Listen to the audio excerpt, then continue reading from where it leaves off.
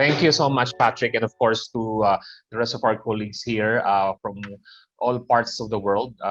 Good day to everyone. So in various time zones, I think it would be very brief, just to because this I think is a very interesting topic to begin with about digital transformation, and I think we commend FMA and of course the people behind this in organizing such a community that is really, I think, at the core of the discussions right nowadays, especially given the pandemic. So, in the case of RCBC, RCBC has been in business for 60 years, and of course, you know that for most traditional banks, the challenge has always been how do we now reinvent ourselves and how to be able to thrive and survive in not just during the pandemic, but as well as to be able to to compete with the fintechs of this world, right? So I think, of course, just to introduce myself as well briefly, I'm the executive vice president of RCBC and chief innovation and inclusion officer, and at the same time, concurrently as the chief digital transformation advisor or the conglomerate for the Yuchenko Group of companies. And I'm also wearing another hat as the founding chair of the FinTech Alliance.ph, which is the digital organization across all fintech players in the Philippines that generates over 90% of fintech initiated transactions volume in the country today. So I have a full visibility of what's happening in the landscape right now. And for RCBC, as I've said, when I came in 2 years ago, because I came from the fintech world myself, I've been with Visa as well and with IFC of the World Bank Group. I've seen some of the the good and bad in terms of having to deploy digital interventions, but of course, no single size fits all in terms of having to deploy that to a particular market. So in the Philippines, for example, the challenge has always been how do you reinvent yourself? And when I came in 2 years ago, for one initiative to be approved or even to be evaluated and eventually approved and eventually have that launched to the market, it normally takes about 6 months to 12 months, and it goes normally to a process of vetting by 5 different board level committees.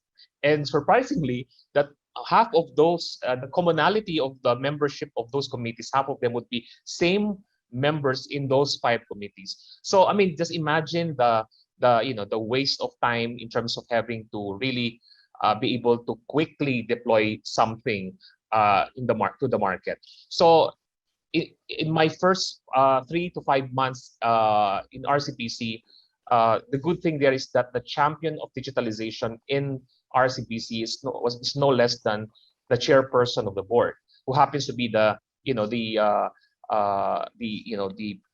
principal of RCBC, and of course the president and CEO.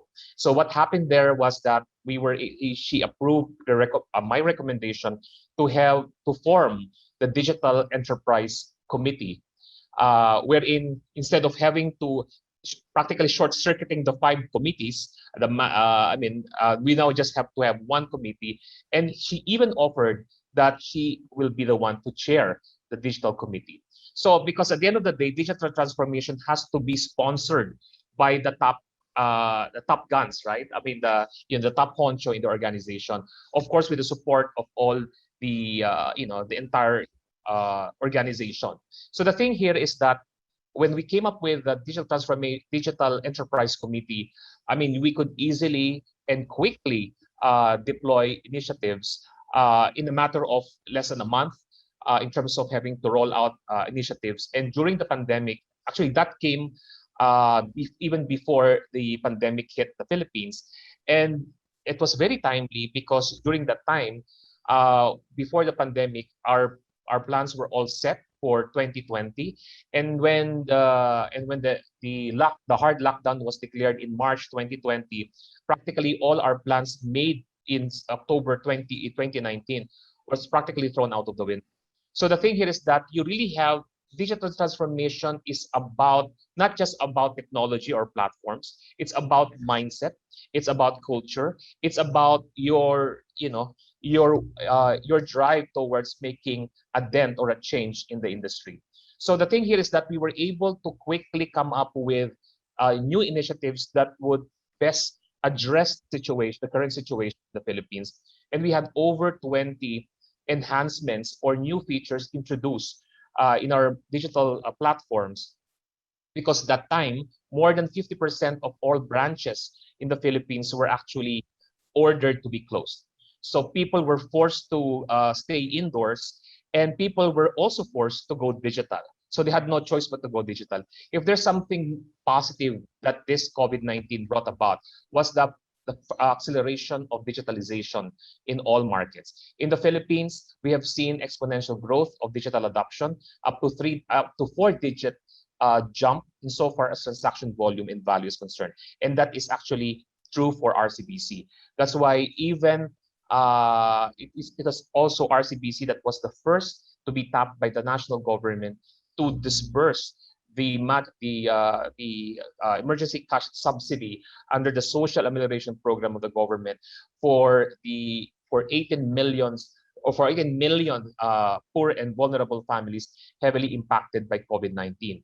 I mean, even 2 months prior to the pandemic, we were at 71 out of 81 provinces in terms of deploying our mobile POS devices for agent banking, or what we call the branches banking. And at the height of the pandemic, in July 2021, we launched I think we are the only bank, or the only organization that launched a new product in the middle of a crisis. So we launched a mobile app that is meant for the mass market. We call this Cartech. In less than 3 months, we were able to rank #1 in the Apple Play Store and Google Play in the App Store and Google Play Store, and having also to be the first local app to have reached more than 3 million mobile app downloads in less than 30 days. So at the height of the pandemic. And the good thing there is that, again, based on contextual banking strategy, RCBC is the only bank in the Philippines right now that has 2 mobile apps, one catering to the mass affluent and the other one is for the mass market.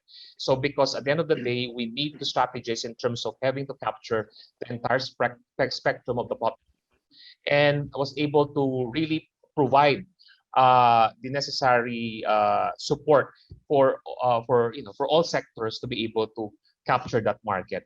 And with all the collaboration that we've done with our regulators, with the national government organization, with the national government agencies, NGOs, and the civil society, including having to empower our micro and small entrepreneurs, and also be able to roll out in partnership with the regulators the standard QRPH as a bank participant for massive interoperability of the national lethal payment system. Because at the end of the day, because remember, in the Philippines, just like in other emerging markets, we have 70% of the adult population to be part of to be unbanked or underserved.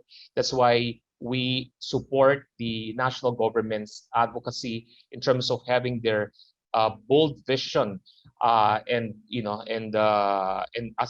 aim that it is within the framework of what we call the digital payments transformation roadmap, wherein they have a twin goals of, one, to have 50% of financial transactions to be in the form of digital, and 70% of the adult Filipinos to be part of the formal financial system by end of 2023.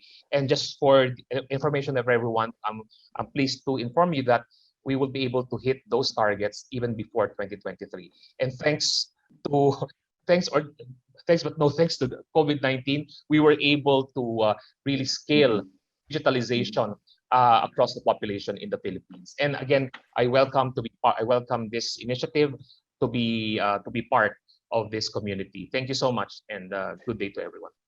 Thank you very much, Lito. Maybe a quick one. You mentioned that you are the chairman of the FinTech Alliance of the Philippines. How has the world of fintechs and insurtechs allowed the banking industry to transform itself? Just in a nutshell, into 1 minute.